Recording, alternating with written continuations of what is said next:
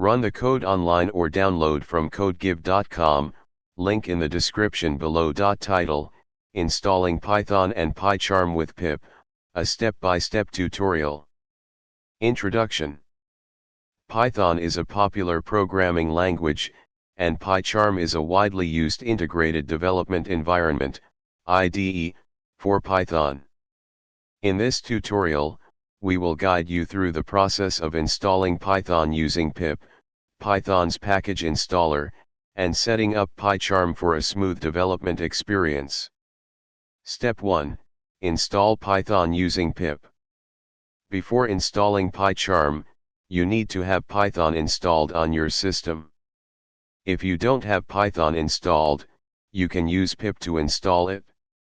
Follow these steps. This command will download and install the latest version of Python. Step 2. Verify Python installation. After the installation is complete, verify that Python is installed correctly by checking the version. In your terminal or command prompt, type. You should see the installed Python version displayed. Step 3. Install PyCharm using pip. Now that Python is installed, let's install PyCharm using pip. PyCharm provides a community edition that is free to use. This command will download and install the latest version of PyCharm Community Edition. Step 4. Verify PyCharm installation. After the installation is complete, you can verify that PyCharm is installed by checking its version. In your terminal or command prompt, type. You should see the installed PyCharm version displayed. Step 5. Launch PyCharm.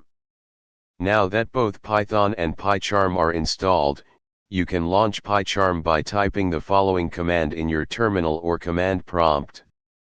This will open PyCharm, and you can start creating Python projects and writing code. Conclusion. In this tutorial, we covered the installation of Python and PyCharm using pip. Having Python and PyCharm set up on your system is the first step towards efficient Python development. Now you can start writing, running, and debugging your Python code using the PyCharm IDE. ChatGPT.